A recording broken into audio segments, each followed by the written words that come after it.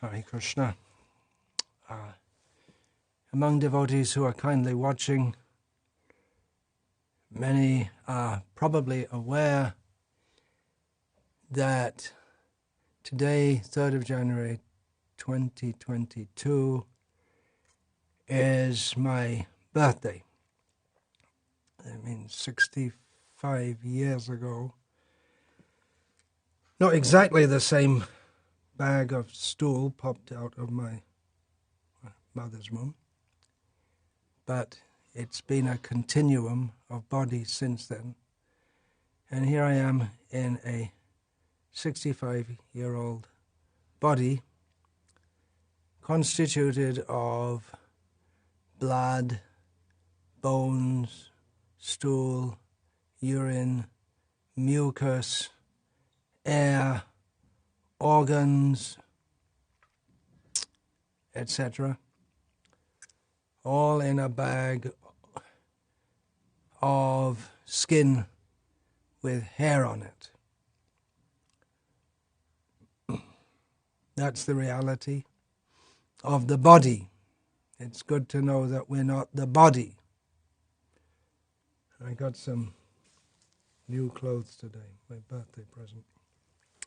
Birthday present, some clothes. Okay, thank you very much. The clothes are a covering for the body. The body is a covering for the soul. Basic lesson of spiritual knowledge. There are many examples given of the difference between the soul and the body, which is the first lesson in God realization. Before we can understand God, we have to understand that I'm not this body. I have nothing to do with this body. Temporarily, yes. Intrinsically, no. It's all temporary. So now I'm 65, which when I was growing up, when this body was growing up in England, 65 was the retirement age. I don't know if it still is. So many things have changed in the world. Birth, death, old age, and disease, that doesn't change. There's no question of retirement in Krishna consciousness. Of course, it may be that one retires from the very active life of preaching and goes away for concentrating on hearing and chanting about Krishna in a holy place. That can be called retirement. I'm stuck, so to speak, and as much as I have a big family, not married, but never married, and many children, and all of them are legitimate spiritual children.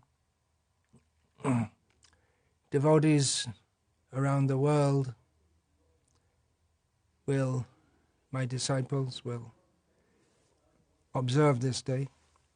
Actually, the system that was given to us by, or the Vedic system, by Saint Bhakti Saraswati Thakur, really introduced this observance of the Guru's birthday on a grand scale. So that should be all festivals are celebrated according to the Tithi, the lunar cum solar day. There are, except those that are based exactly on the sun, just like we have coming up the Uttarayana, that there are some based on the sun. Anyway, let's not get into technicalities. Here, devotees will observe some kind of remembrance of myself on this day because, having taken the role of the Guru, I am in the position of being my disciples' link to God, which is no small thing. The highest position one can achieve in this material world is that of Lord Brahma. The post of a guru in Krishna consciousness is, in one sense, higher than that of Lord Brahma, because it's a spiritual position. Of course, Brahma is also, apart from his exalted material position, he is the Acharya of our Sampradaya. Krishna hoite chaturmukha, hoi Krishna sevan mukha. The four-headed Brahma became inclined to serve Krishna, hearing from Krishna himself. The sound of Krishna's flute entered the 8 ears of Brahma and manifested as the Gayatri mantra. So in this way, Brahma is the guru of all living beings, the followers of the Vedic culture, the twice-born who chant Gayatri mantra. So, how can I be a guru? Particularly I. I'm talking about me. I already said I so many times in this talk. According to the Mayavadis, you shouldn't say the word I. That means egoism, according to them. But in Krishna consciousness we understand I am the eternal servant of Krishna. I am not mergeable into some light. Well, that can be done, but I don't have the aspiration to do so. We want to retain our identity so that we can serve Krishna eternally. We can serve Krishna, then how can I be a guru myself? Srila Krishnadas Kaviraj Goswami writes about himself, Jagai madhai hoite mui se papishta purishe kita hoite mui se logishta. Jemora nam shune tara punna khoi Jemora nam loy tara papa hoy. He says that I am more sinful than Jagai and Madhai, and lower than a worm in stool. Anyone who hears my name loses their piety, and anyone who says my name, by that act alone, they become sinful. A Vaishnava thinks like that. But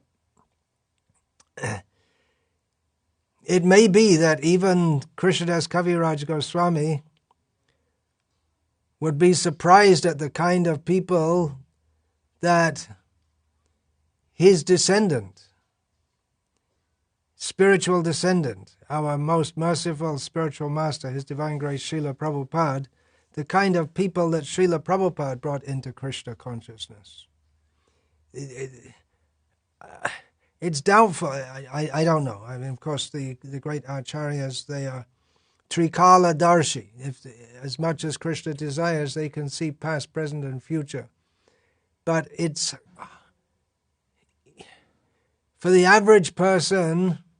I had this experience in Bangladesh. I was in Bangladesh throughout much of the 1980s, and we met one young man at the time. We were all young at the time, who had been to America. And he'd studied there or something, which wasn't very common at that time for young people from America to go in. He came back and he was so disgusted with what he had seen there. They kiss in public. Men and women kiss in public. But it seems he didn't know the worst things they do. Well, I'm a product of that non-civilization, which masquerades as the greatest civilization in humankind. I'm a product of that. How can I be a guru? It seems impossible. It shouldn't be. Are there not enough in India pure souls who can preach and teach and initiate? Well, I'll talk about this in this talk. Why am I so bold or shameless, if you like, to accept the role of my disciples' link to God. Now, in this series of talks on guru issues, I read and interspersedly commented on a talk or an excerpt from a talk by Srila Bhaktisiddhanta Saraswati Thakur called Assuming the Responsibility of Being a Guru. So I already spoke somewhat on that, and this will be a follow-up from a somewhat different perspective and giving some examples. The different perspective I'm going to quote here from some of the transcribed and edited talks of one of our gurus. Those of us in the International Society for Krishna Consciousness recognize His Divine Grace Srila Prabhupada as our prime Shiksha Guru for all generations. But we have gurus. All those who came before us, they are our gurus. So I'm going to quote from Srila Bhakti Rakshak, Sridhar Maharaj. You may say, well, why not quote Srila Prabhupada? I'm going to quote from him, one thing, because he has specifically addressed this issue, as someone asked him, and also because we can understand that after the departure of His Divine Grace, Srila Bhaktisiddhanta Saraswati Thakur, you can understand that his disciples were hesitant about themselves taking the role of guru. For Keshav Maharaj, it came, I'll just tell a little story. It's very nice. The Gauriya Math history, little bit of history. That this was before he had taken sannyas, Keshav Maharaj, Srila Prabhupada's sannyas guru. And there was a lot of tension in Sri Chaitanya Math, where Keshav Maharaj was staying, a lot of tension and politics going on. And as a result of that, Keshav Maharaj was put in the lockup in Krishnanagar, along with some of his followers, or those who, his godbrothers, who remained loyal to him, you can say. Some false complaint was put on them.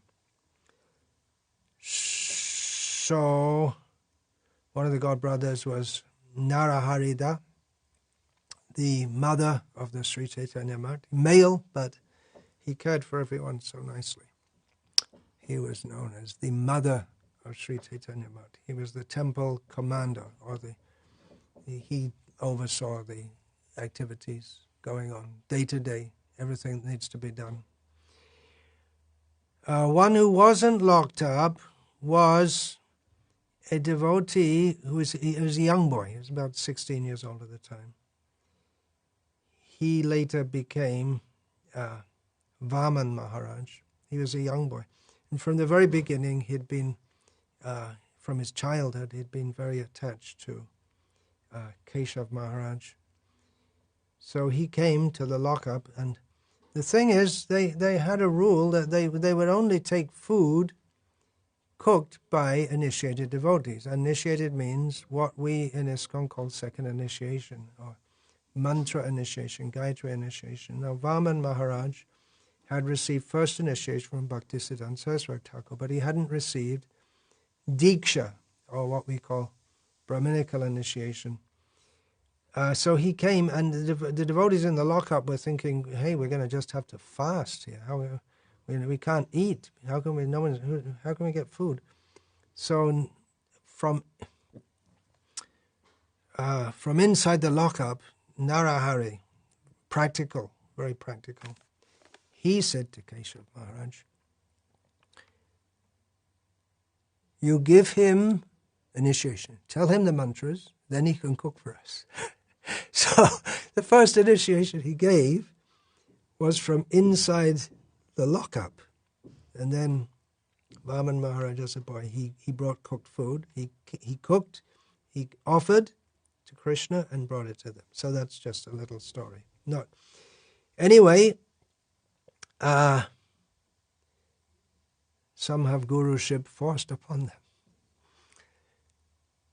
Anyway, Sridhar Maharaj described, he was also very reluctant to initiate. There's so many. Can you imagine? We can't imagine. After Bhaktisiddhanta Saraswati Thakur, that's the standard of a guru. Who's going to be a guru?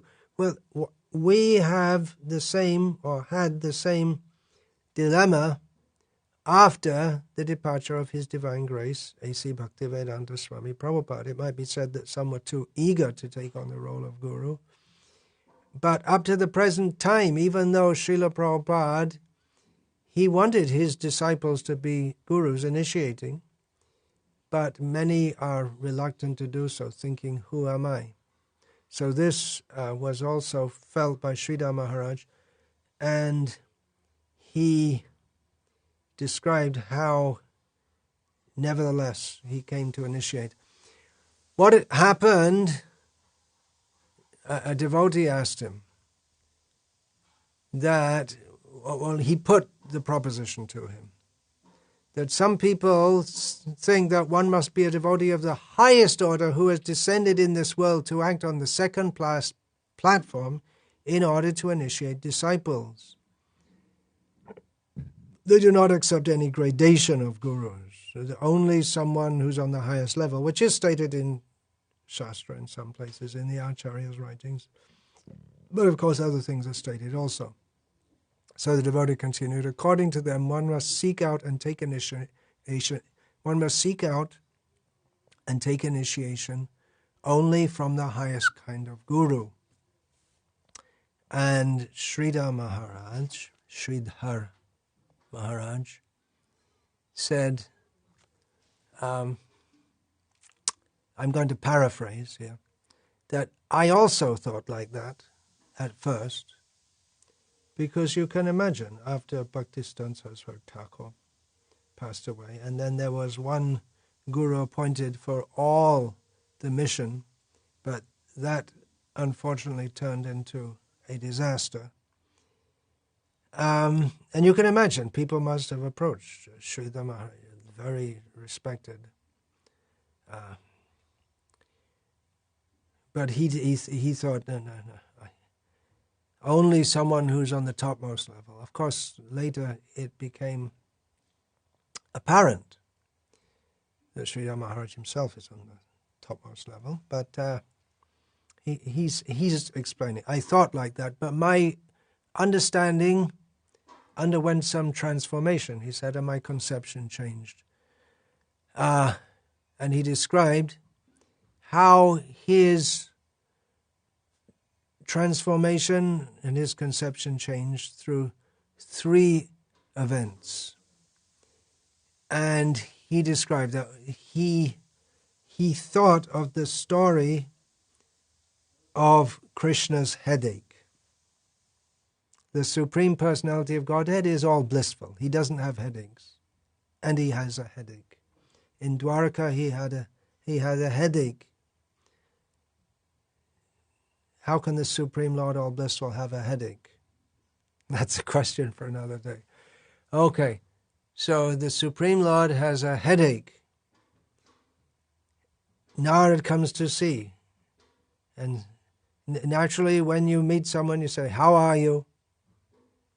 Although that question was rejected. Who are you? Kastvam, that question was rejected by Hamsa Avatar. But Krishna said to Narad, I got such a headache. So, let me bring some medicine. Now, the only medicine is the dust of the feet of my devotees. And Narad said, okay, I'll get some. I'm sure someone will Some of your devotees will give it to you. He didn't think of himself as being fit to give his foot dust. And he went around everywhere in Dwarka and thought, take the dust from my feet and put it on Krishna's head. What are you talking about? That's not possible. It's just not possible. It's a total transgression of etiquette, and we'll go to hell, and it's a very bad example for everyone. And Narad came back to Krishna and said, I went all around Dwarka, I couldn't find anyone. What to do? And Krishna said, oh, my headache, it's so bad. Just go to Vrindavan and try there. So Narad went, and he went to Vrindavan, he went right to the top, he went right to the gopis, and they said, oh, Narad, you're always so close to Krishna. Have you seen Krishna? Yeah, I just came from Krishna. Oh, how is our Krishna? He has a terrible headache. What? And why did you come here? Why didn't you do something to cure him? Oh, Krishna can only be cured by the foot dust from his devotees. Your devotees, right? Can you give some foot dust to cure Krishna's headache? He has to smear it on his head. That's the only cure. And immediately they were ready. Yes, take. And Narad was astonished. Put your foot dust? Don't you know what will be the result? Yes, of course, we'll go to hell. We'll go to hell and we'll chant Hare Krishna in hell. But let Krishna have his headache cured. So Sridhar Maharaj cited this, and as one thought, that Krishna has a headache. Chaitanya Mahaprabhu, Krishna came as Chaitanya Mahaprabhu, and he also had a headache, as he expressed to Thakur Haridas. Chaitanya Mahaprabhu said, I'm in great anxiety. You see, these Javans, they kill cows, they're enemies of Vedic culture, they kill brahmanas. How can they be delivered? They're so sinful. Chaitanya Mahaprabhu wants to deliver anyone. And Chaitanya Mahaprabhu said to Haridas that this is my great anxiety. And Haridas, he replied, I'll read from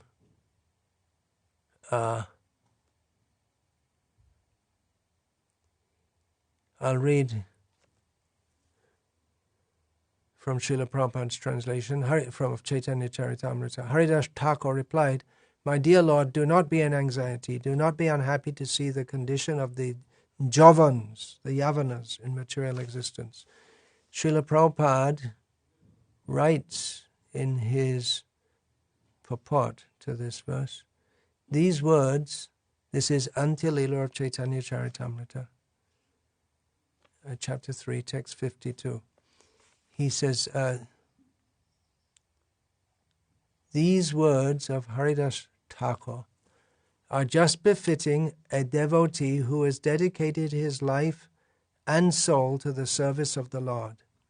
When the Lord is unhappy because of the condition of the fallen souls, the devotee consoles him, saying, my dear Lord, do not be in anxiety. This is service. Everyone should adopt the cause of Sri Chaitanya Mahaprabhu to try to relieve him from the anxiety he feels. This is actually service to the Lord. One who tries to relieve Sri Chaitanya Mahaprabhu's anxiety for the fallen souls is certainly a most dear and confidential devotee of the Lord. So Sridhar Maharaj didn't specifically cite this, but I'm throwing it into the mix, so to speak.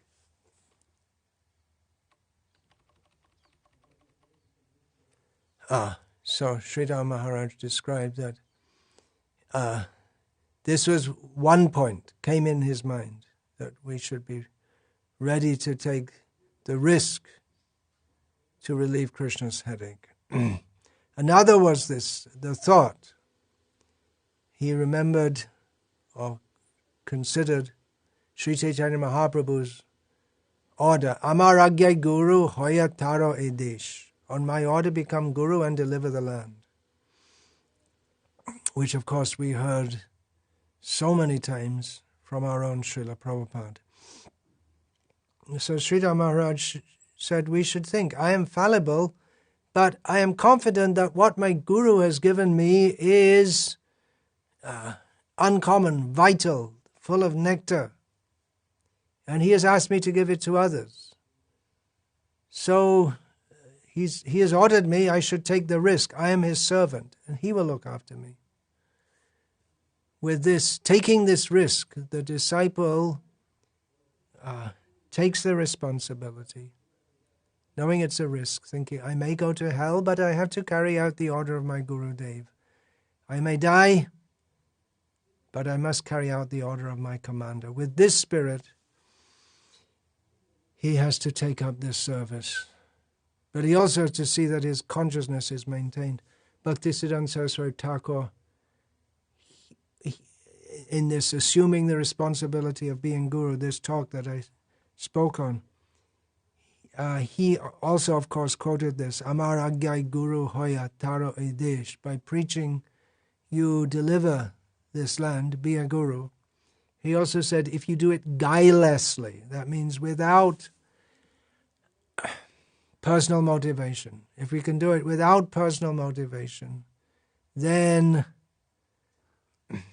we'll be protected. But if we take the role of a Guru for some self-serving purpose, mundane purpose, then we'll be doomed. Otherwise, we'll be doomed. Otherwise, as Bhaktisiddhanta Saraswati Thakur quoted from Chaitanya Mahaprabhu giving this order, saying that Kabhuna Badibhe Tomai E Bishoy Taranga Punarapi E Tai Pabe Morashanga.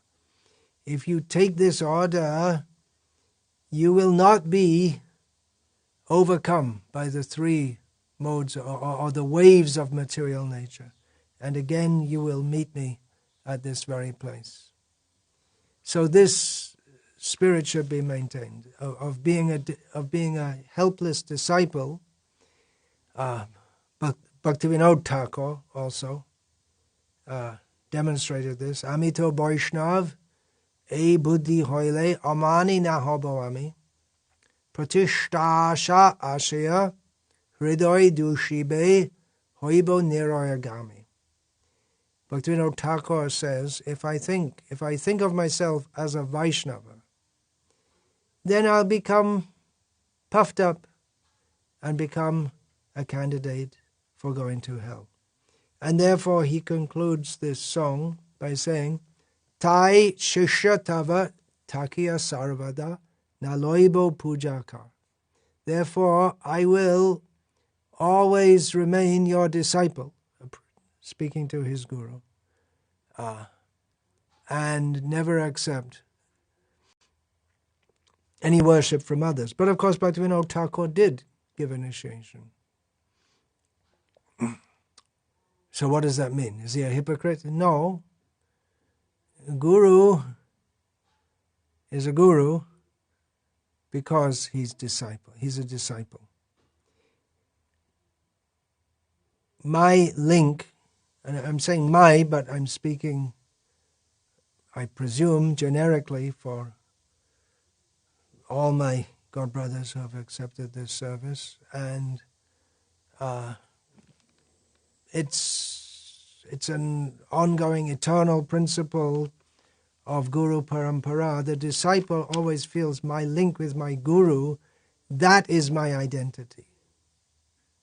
Not that my identity is as a Guru. Others may see me as that, but my identity is as the servant of my Guru. And on the strength of his order, I can initiate others, not individually on my own strength.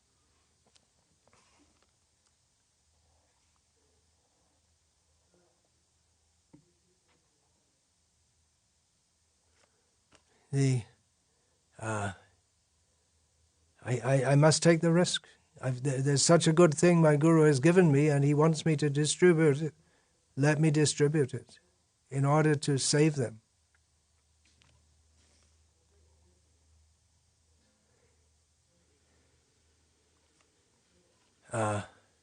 So we read that from Srila Prabhupada's purport in Chaitanya Charitamrita, that one who does this becomes the most dear and confidential devotee of the Lord. Or rather says that one who does this, one who preaches like this, is certainly a most dear and confidential devotee of the Lord. But I'm not a most dear and confidential devotee of the Lord. Chaitanya Mahaprabhu wanted to save the Javans, the sinful people. Well, I come from that kind of background. So why should I take such a role if I'm unfit? It's a valid question. In this regard, we can quote from Srila Prabhupada, who said about his awarding sannyas to young Westerners, the body, remember it's the body, not the soul. But with the body goes, with the material body, with the physical body goes a whole package of subtle body full of so many bad things. Just, the material body is full of bad things, the physical body, earth, water, fire, and air and ether. But the subtle body is full of even worse things. And that's why we get material body, one thing after another, one after another. So Srila Prabhupada said, actually most of you who I'm giving sannyas to, they're not fit for it. But it's like a battlefield commission. That means on the battlefield, the fighting is going on. Officers get killed, as well as regular troops. So there's a shortage of trained officers. So on the spot, one of the higher officers appoints one of the ordinary soldiers, one who he thinks can somehow or other do it. We need officers. So he appoints them on the spot. Battlefield commission. Okay. Now you're a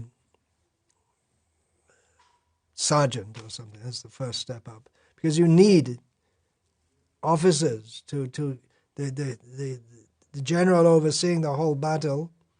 Maybe he can give overall strategy, but the battle is spread out over a wide area, and they're little units. They have to have their leader to take decisions on the spot. So it's a battlefield commission. And from that, we could consider that maybe Srila Prabhupada knew some are going to fall, but still, the battle has to go on. Someone has to do it. I may not be qualified. I am not qualified, but someone has to do it. You may say, well, there are so many Brahmins, so many in India. And Srila Prabhupada actually said many times that Indians should take up this Krishna consciousness, and Chaitanya Mahaprabhu himself said, should preach it. But in the absence of them doing so, Srila Prabhupada gave battlefield commission to others. So someone has to do it. And by doing so, Srila Prabhupada writes, one can become a most dear and confidential devotee of the Lord by preaching his message, or at least by relaying the message without changing it. Then someone more qualified than myself, or many more qualified than myself, can take it up. And they can carry me back to Godhead, as Srila Prabhupada in utter humility writes in one of his purports that Dhruv Maharaj carried his mother, Suniti, although she was not actually qualified, but by the strength of his own devotion, he was favored by Krishna. He was able to carry his mother back to the spiritual world. And Srila Prabhupada in utter humility writes that, I am not qualified, but I'm hopeful that some of my disciples, they may become so qualified, they'll carry me back to the spiritual world. And it was as if we could carry Srila Prabhupada. He's carrying the whole world back. But in his humility, he thinks like that. There's another point, Sridhar Maharaj said, of this spirit of risk. In the case of Ramanujacharya, very well-known, Sri Ramanujacharya, he was sent by one of his gurus. He had several gurus, but generally the mantra guru, one who gives one the mantra that one has to chant, the secret mantra. It may be different. That's a very, very important role. So one of his Shiksha gurus, that was Mahapurna, I believe. Yeah, Mahapurna. He told Ramanuja, you go and take this mantra from Goshti Purna. Now, Ramanuja was based in Sri Rangam, and Goshti Purna was in Tirukoshtir. It's a distance of about 120 kilometers. So Ramanuja went by walking.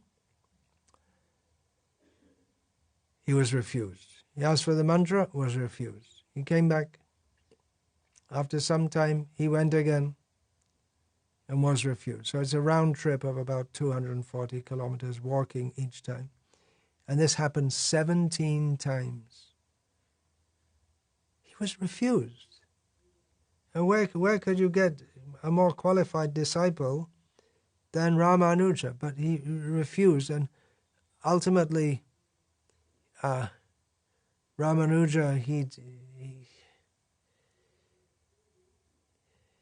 he was distraught. We have the similar thing in Srila Bhaktisiddhanta Saraswati Thakur's accepting initiation from Srila Gaur Kishore Das Babaji Maharaj. So on the 18th time, Goshti Purna agreed to give him the 8-syllable mantra and explained its inner meaning, but told him, this is a secret mantra. You can see I'm reluctant to give it. It should not be given willy-nilly to all and sundry. Only to very qualified people you must give it secretly. This mantra, he explained, will deliver you to the spiritual world. But if you give it out just to anyone and everyone, you'll go to hell. So be warned, he told him. So Ramanuja set off. He started back. But as he went, he thought, this mantra can deliver people from the suffering of this material world back to the lotus feet of Lord Narayana. So on the way, he hadn't gone very far, he went to the Vishnu temple at Goshtipura. And so the story goes, he went into a high place, although some dispute that. Anyway, that's a detail. And he called all the people. He said, come, come, come. Called all the people, come. I have something very valuable which I'm going to give you all. He called all the people, and then he told them all, just chant this mantra, Om Namo Narayanaya, and they all chanted it. That was the mantra. News went back to Goshti Purna. And he sent a message for Ramanuja. Goshti Purna was very angry. He said, what? 17 times I refused you. 18 times, and the 18th time I gave it to you on the strict condition not to tell it to others, and you just go and distribute everywhere. I told you to go to hell, now you must go to hell. And Ramanuja said, yeah. but everyone else will go to Vaikuntha. Then Goshtipura embraced him and said, yes, this is correct. The mantra you have given must work. It must have its effect. They will be saved. Let me go to hell. So I may think, well, that's a very high devotee who takes that risk. But Sridhar Maharaj explained that, well, you have to take that kind of risk. It's battlefield commission. For Ramanuja, he's who he is, Ananta Shesha, avatar. We are not, I am not. But we have the battlefield commission. When you take the role of a sergeant, you have to do the duty of a sergeant. You have to take or of an officer, maybe a higher officer. You have to take the duty, you have to do the job, you have to take the risks. In Vedic culture, the leader of a platoon or a leader of a whole Akshohini, a huge army, a battalion, he has to be at the front. So you have to take the risk. And you're also to be respected. All those things. It all comes with the role. So, if one can take this risk, it is a risk, no doubt, because it's meant for highly trained, highly elevated devotees, just like the officer is supposed to be highly trained and very expert in what he's doing. But if one takes the order to do the job, and then sometimes it may be found that even unexpected people, they may seem that they're not qualified, but they turn out to be the best at the job. One has to be physically fit to enter the army. You can't enroll in the army or the navy or the armed forces if you, for instance, only have one eye, if one eye is spoiled. But we find some of the greatest military heroes. Nelson, very famous in Britain, he had only one eye, or it was actually blown out in a battle. He lost one eye. And then there was that Israeli whose name I don't remember. He was a great military leader. Only one eye.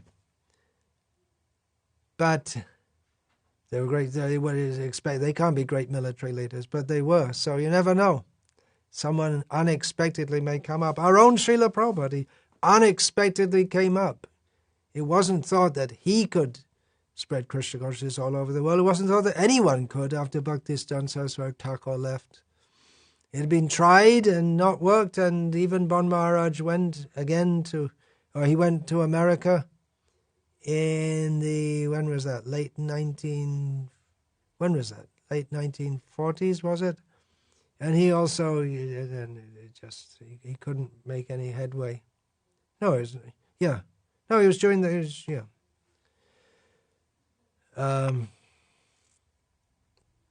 so it was not thought possible, and who would think that this Pocha Grihasta, rotten Grihasta, Abhay Charan Avinda, Abhay Charanar Avinda, how, if anyone's going to do it, it's going to be one of the big sannyasis. It was impossible, but he did it. We know now he is the great Acharya, Senapati of Chaitanya Mahaprabhu, great generals, but it might have seemed like a battlefield commission. He wasn't intimately trained by his guru personally.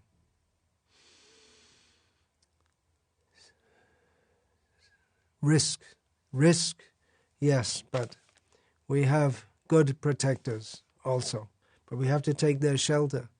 If we're on the battlefield and then we think that now I'm an officer, so I don't have to obey the higher officer, or I can just make my own strategy, then we're doomed. And we may be executed by the higher officer who put us in the position. These are just some analogies which we can consider. So we have to follow strictly, but have confidence also that if we're selfless, if we think, I may go to hell, but I have to carry out my Guru's order, the work should go on.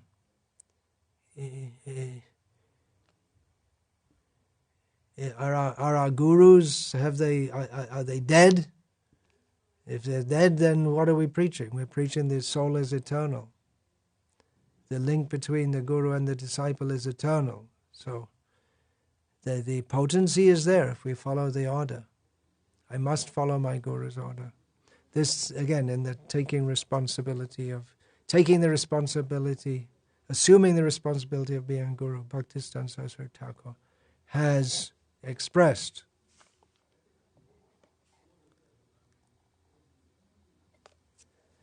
Then Sridhar Maharaj quotes Jiva Goswami, Jnana Sharta Vitta Sharta, that if you have money and someone is suffering with no money and you hold on to the money and he just dies, then you're responsible for his suffering. So in the same way, if I have knowledge which I can give to help others and I don't, then I'm responsible. That is a crime of omission. There are crimes of commission and crimes of omission. Crime of commission, for instance, if you murder someone, you do something, but you can be charged for criminal negligence. If you fail to do something that you should have done, just like, for instance, some years ago, news came out that a hovercraft full of cars and passengers set off from a port in France, I believe it was, or Belgium, headed across the English Channel for England, and after a short time, it just went out to sea for a short time, and then it sunk. And so many people died, and this and that, and this and that, as if it's just some small thing. And an investigation was made, and it was found that the captain of the hovercraft had forgot to close the rear chute via which the cars enter. So naturally, it got filled up with water and the whole thing sunk. So that's a crime of omission. He didn't do anything wrong in one sense, but he failed to do his duty. So this is applicable in this case also. You have the knowledge, you fail to give it, you are failing in your duty. Then Sridhar Maharaj says, he asked one doctor, do you know everything about disease? And when you treat others, are you sure it's going to work? You have to treat so many people, and so many times you're just trying to see if it works. Even a doctor will admit that although their knowledge of the human body is so much more than the non-doctors or the average person, it's still very meager. There's so many things we don't know about the body. So the doctor agreed, that's true. But then Sridhar Maharaj himself thought that if we require every doctor to perfectly know everything about the body and about disease, then the whole method of treatment will stop. There will be no doctors and no treatment. They know something. They can help others. They do help others. In some cases, maybe many cases, their treatment isn't successful. But if we say that doctors should have full knowledge, then no one will get any treatment, and there's no hope of being cured except by divine intervention. But one form of divine intervention is that you go to a doctor, because Krishna has given the medical system, and he gives the intelligence to doctors to be doctors. And they may mess it up sometimes, even many times, but still we have to have faith that we may not have faith. We may have faith. I don't trust any doctors. But yeah, if you're in a car accident and you're bleeding to death, and you may say, I don't trust any doctors, then you're likely to bleed to death. But if you do trust doctors, they'll take you into the emergency ward, and there's more hope of staying alive. It's a standard thing they do in the emergency ward, is to take in people who have been seriously wounded in motor vehicle and other kinds of accidents. That's mostly what the emergency department is all about in big cities in the world. So if you say that, no, you're going to treat me, but you don't have full knowledge, then I won't take treatment. Who's got full knowledge? By treating patients, he also gets more knowledge. But if you say he shouldn't treat any patients until he becomes experienced, well, that's ridiculous. So you might be treated by a junior doctor. If there's no one else, then take the treatment from the junior doctor. So in the same way, you can see the analogy that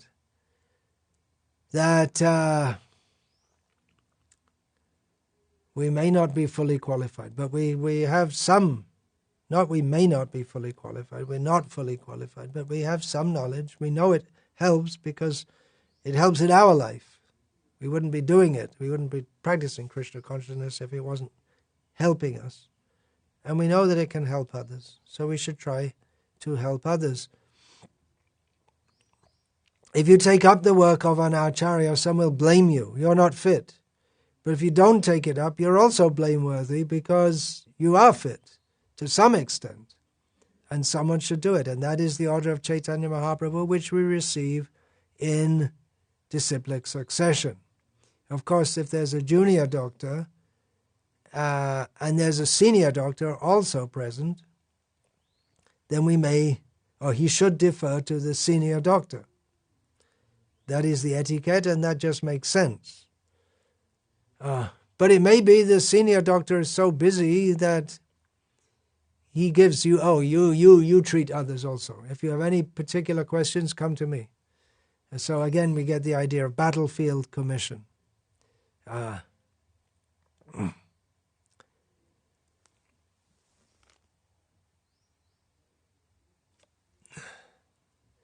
Then the question comes, but a devotee always thinks of himself as the lowest. So he'll want to take someone to someone who's better than me. And that is the thought of a devotee. I'm the lowest of the low, but still the order is there.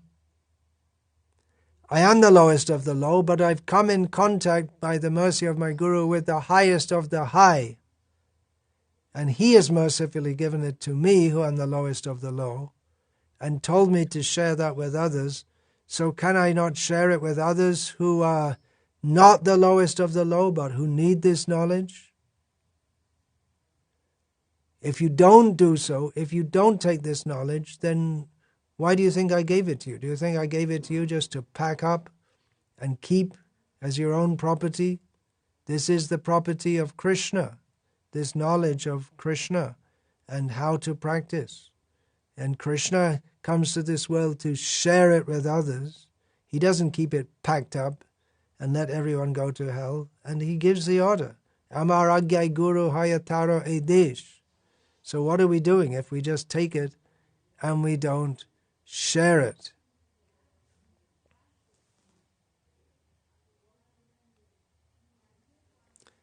We have to be careful. We're handling something which is bigger than we can understand. Very potent medicine. You have to be very careful in applying it, prescribing it. But at the same time, we have to give it. We have to discharge this duty. We should see our own heart. Are we trying to help others, or don't become a guru for the sake of being served by others? If you take the role of a guru, they should serve you. But that's the rule. But if one thinks, now I'll lead a very comfortable life, then not fit. I'll lead a comfortable life on the kindness of my disciples. So one shouldn't think that I'm very qualified, I should be a guru. One should always think, as Bhaktivinoda Thakur also prays to his Guru Dev, Jogata bichare kichu nahi pai, tomara karunasha. That if you examine me for good qualities, you'll come back. A doctor sees the patient. Possible 0. You examine me for good qualities, you'll come back. This good quality, kindness, knowledge, austerity, sense control, you put 0 in each case. Kichu nahi pai, you won't give anything. But tomara karunasha, the emptiness of my life has been filled by the mercy of my Guru Dev. And as we learn from the biblical analogy, from the Psalms, I believe, my pot is overflowing. I've got it's giving me so much that it's overflowing. Then, will you not distribute to others? We've been given so much, more than I can handle. Well, distribute, give to others. Let others take it. There's also this, not in the case of, this is another narration I'm giving, this is not from Sridhar Maharaj's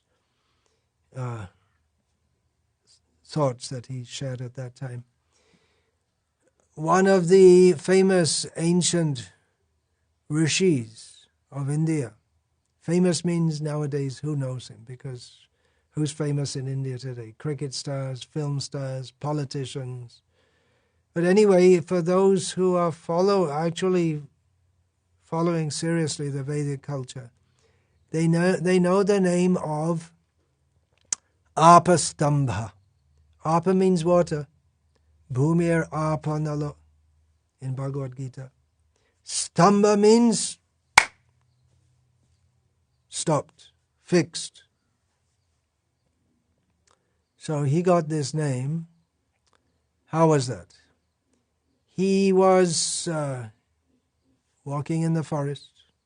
Brahmanas, previously, they were in the forest. And he came across another Brahmana in the forest who was clearly making arrangements for Shraddh ceremony.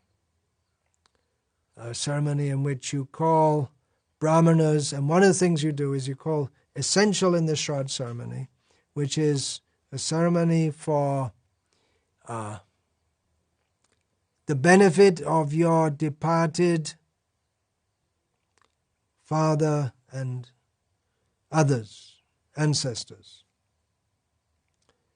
So an essential part of that Shraddh ceremony is to call Brahmanas and feed them. And by the punya they have acquired, the pious activities they have acquired, by eating that food, that piety, or a measure of it, will be transferred to the forefathers. So the sage, who at that time was not known as Apastamba, came and he saw this Brahmana looking very distraught, and Apastamba asked him, why are you you're going to perform some Shraddh, looks like that, but you look very upset. And why is that? He said, I can't find any Brahmanas to come and take my food. Then how will my forefathers be delivered? And Apastamba said, in the forest there are so many Brahmanas living in the forest. So many Brahmanas. You know, I know, everyone knows. He said, but the Brahmana said in reply, but you know, the times are very bad. You can't find Brahmanas like there used to be. And feeling very distressed, the water which was kept in a jug with a spout, the water that was kept for offering, he started to pour that out as a sign that I've abandoned the whole endeavor of doing a shraddha. So Apastamba said, stop, and the water stopped. Therefore he's known as Apastamba. The water stopped falling. He told the Brahmana, no one's up to the standard that used to be there before, but are there any Brahmanas in this area who follow the Brahminical duties according to Shastra and according to tradition, who know the mantras, who chant them? They may not be on the level of the previous Brahmanas, but do they follow all the basics sincerely? Do they fulfill the role of a Brahmana? He said, yeah, there are plenty like that. Cool. You have to do it. You don't stop doing the Shraddha ceremony because there aren't great Brahmanas of the level that there used to be. Call anyone who is following strictly their Brahminical duties, and that will fulfill the purpose. So therefore he's known as Apastamba. So in the same way, who can be like Srila Prabhupada? It's a ridiculous proposition. Who can be like Bhakti Siddhanta Saraswati Thakur? It's a ridiculous proposition. But who can follow as they have told and teach as they have taught? There may be many who can do that. So we shouldn't stop the process of initiation and the whole culture of there being gurus because we don't find anyone on the level of Prabhupada.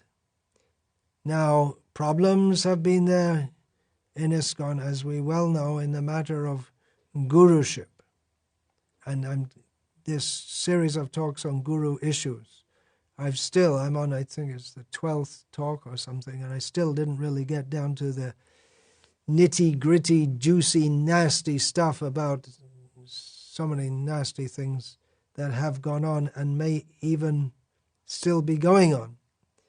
And quite probably will go on in the future also, because we live in a bad age. But that doesn't mean that the whole process of initiation should be stopped or some imagination made of Srila Prabhupada is the last guru, which he didn't teach, because he's a guru, and he teaches what the Shastra says, and he follows the tradition. He doesn't in any way, I plan to speak on that, maybe in the next talk in this Guru issue series on Ritvikism, and then the great magical illusion of Ritvikism, and then maybe I'll get into some of the nasty stuff, not for the sake of speaking about not for the sake that we want to highlight it, but some things need to be discussed. Anyway, no doubt after the departure of Srila Bhaktisiddhanta Saraswati Thakur from this world, many of his disciples, they were reluctant to accept disciples themselves, but eventually they did, and some, if not many, became highly respected, even though within the Gauriya Math, Srila Bhaktisiddhanta Saraswati Thakur's position is always special, it's always unique. So in the same way in ISKCON, many have fallen and many have stayed on the path, and although we look at them now under a microscope and see, oh look, he's doing that wrong, he's doing that wrong. But as maybe we look in future, if we look past with a more, we look to the past with a more charitable eye, and we say, oh, Even though ISKCON was going through so much difficulty, they, among others, helped to carry the flag of Chaitanya Mahaprabhu. They helped to keep that going, and then we want to see that they produced themselves very good disciples, very good followers of Srila Prabhupada, and their position may be glorified. Of course, it's not our aim to become glorified. Rather, we should think like Gopal Bhatta Goswami, Lokanath Goswami. They didn't want their names in. They didn't want their activities, their names mentioned in Chaitanya Charitamrita. They forbade that. Of course, they weren't there to forbid Narahari Chakravarti later expounding their glories in his Bhakti Ratnakara. But the point there is that if we sincerely try, others may be benefited. That should be our thought. How can I be a guru? I'm not fit. It's nothing to hide.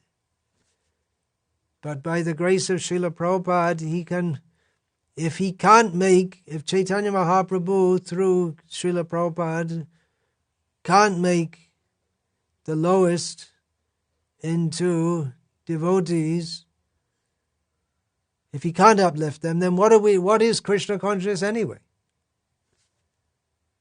It can be done. So with this understanding, I'm giving what I've got. I'm trying to give what I've got, as are so many of my God brothers, giving what they've got. And others, you come up. You come up. You show what is actual pure devotion. Weak, yes, I'm weak.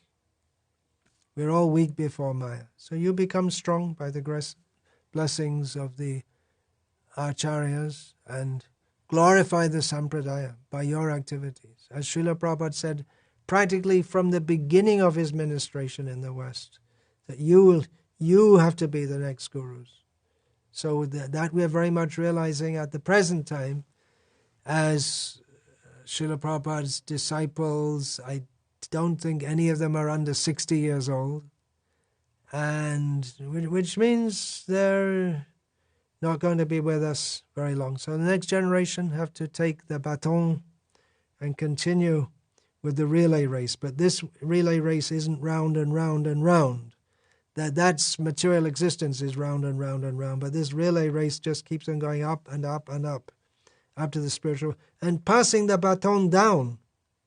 But when we pass it down, that links the person who took the baton with all the previous acharyas all the way up to Krishna.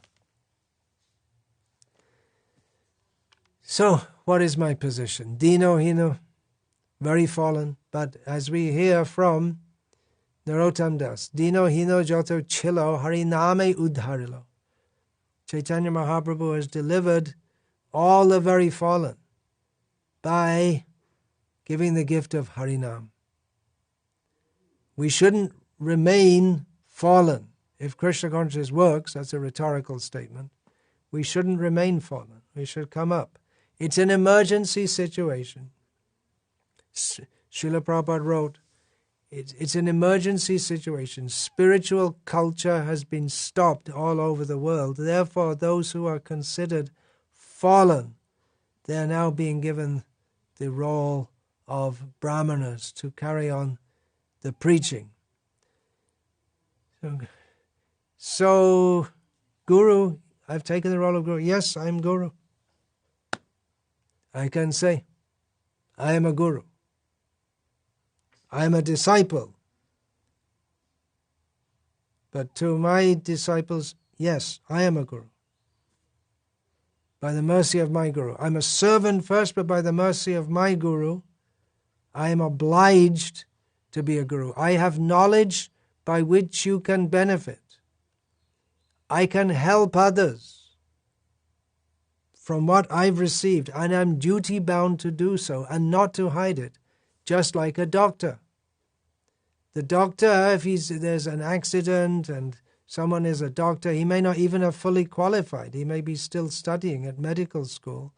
But in the absence of anyone else, there may be no one else around who knows even basic first aid. So he can rush in and say, "What are you doing? What are you doing?" "Oh, I'm a doctor." He may say, "I'm a doctor." Actually, he's just in medical school. But for the purpose of the emergency situation, he is a doctor. So if I just keep on saying, I tell, rise early in the morning, Mangalati 4:30, don't have Mangalati at 7 o'clock or just whenever you feel like it, have a fixed morning program. If I just insist on this, even if I do only that, that will be a great help for so many. Of course, it may be that you're working till 10 o'clock at night and then maybe you have Mangalati at 5:30. That's not ideal, but the point, ideal is 4:30. But if I say, get your sadhana together, not that you just get up at 7 o'clock in the morning and then start chanting about 1 o'clock in the afternoon, and get your sadhana together. Have Mangalati every day, same time, early, as early as possible. 4:30 ideal. There's no real reason why in different ashrams it shouldn't be 4:30. It may be put a little later for the benefit of congregational members living around. But anyway, I'm just giving the point that if I can just tell people, you do this. It may be that I'm not doing heart transplants. So, okay, I'm not talking about ragatmika bhakti, and sometimes I may, just like a parrot. But the basic things, if I can say that in itself will be of great benefit. Just like the medical student, he does the first aid. Okay, he knows how to take there's an accident, and then he asks the woman, "Give your sari, I need to break it up." Normally, if he asks the woman, "Give the sari," she'll say, "What is this? This is an outrage." But in the circumstance, she may give, "I need it to tear it and make some on-the-spot bandages." So all kinds of things you may do in an emergency, which otherwise might be considered outrageous, but those who are level-headed can understand that it's all for the benefit of others. Now the question may come, the Ritvik Vadis may say, well, you don't have to initiate to preach. That's true. You can be a Shiksha Guru. Or you can preach, you can give books out, you don't have to initiate. But just see, I'll speak some more about this in upcoming talks also. Well, I already read from the, what is that, the name of that book? I just don't remember. Narahari Shaka, Krishna Bhajan Amrita. He spoke how even in the time of Chaitanya Mahaprabhu, there were so many problems with gurus, and that is also discussed that just after the time of Chaitanya Mahaprabhu, that is described in Vrindavan Das Thakur's Chaitanya Bhagavat. There are so many bogus gurus or gurus not following properly. But they didn't think to stop the whole system of having gurus, nor in Gauriya Math. The first attempt at guruship after Bhaktisiddhanta Saraswati, it resulted in turmoil. But no one's thought, okay, we'll all just take initiation from Bhaktisiddhanta Saraswati Thakur. Gradually, others, his disciples took up the service of guruship, and among themselves, they may have thought, he's a guru, he's going to go. But then they came up, you can be seen. And I meet their disciples and their disciples' disciples, and so many very, very good devotees. Can't deny it, unless you're bigoted. So the system should go on. That is the system given by Krishna. And again, I plan to speak on it more in future. If there is a very highly advanced devotee, that is very good. But at the present time, actually we don't know. But we don't know what's in people's hearts. Maybe very bad things, maybe very good things. But anyway, we have to do this service, do our duty, battlefield commission, medical students in an emergency, and continue the parampara by repeating what we have heard. And the effect will be there. Here's a quote from Srila Prabhupada's purport to Bhagavatam, Canto 8, Chapter 14, Text 5. Chaitanya Mahaprabhu wanted everyone, at least in India, to become a preacher of this mission. In other words, one should become a guru and preach the Lord's instructions all over the world for the peace and prosperity of humanity. So, preach and become a guru. Now one may say, well, you can become a Shiksha guru and this and that, but guru is, it's a teacher, initiator also. So, that order is there. Preach, amaragya guru hoya tara edish. Preach and be a guru.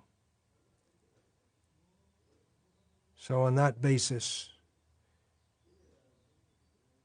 is wrong for me to accept the role of a guru? You could say in one sense.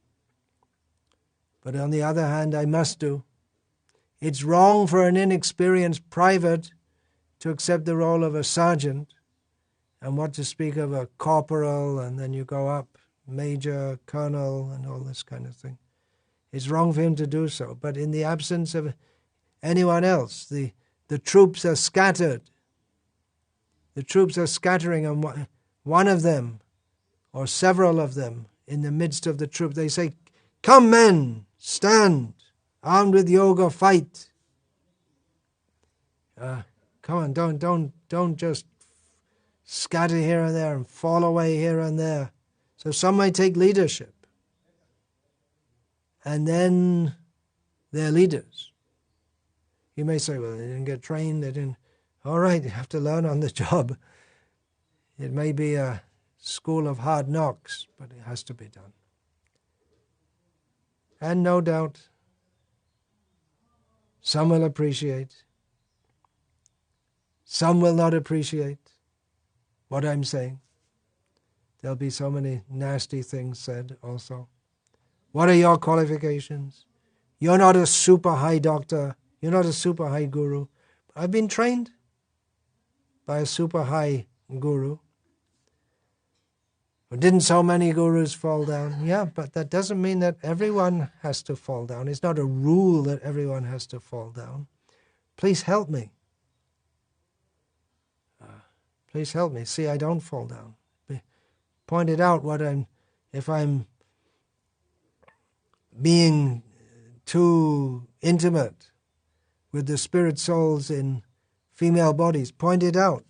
If I'm speaking wrong philosophy, point it out. Help me.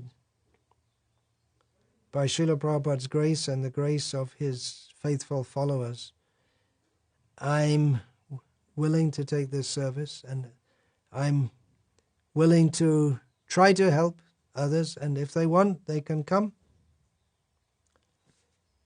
You don't have to, I'm not forcing anyone to be my disciple. I'm not canvassing. If anyone wants, they can come.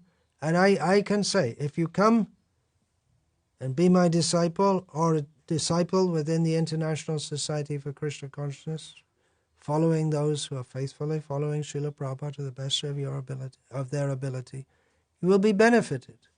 You will be benefited. That is our faith and our conviction, and we can see it also. Hare Krishna. Vancha kalpa tarubhyascha kripa sindhubhya evacha patitanam pavanebhyo vaishnavebhyo namo namaha. Dante nithaya churnakang padaya nipatya kritva chakakushatam etad aham bravimi. He sadhava sakala eva vihaya durat gauranga chandra charane kurutanuraga. Parivadatu jano yatatatava nanumukaro navayang vicharayamaha. Hari rasa madira madati matta bhuvi vilutama natama nirvishama. Hare Krishna, Krishna Krishna, Hare Hare, Hare Rama, Rama Rama, Hare Hare. Srila Prabhupada ki jai.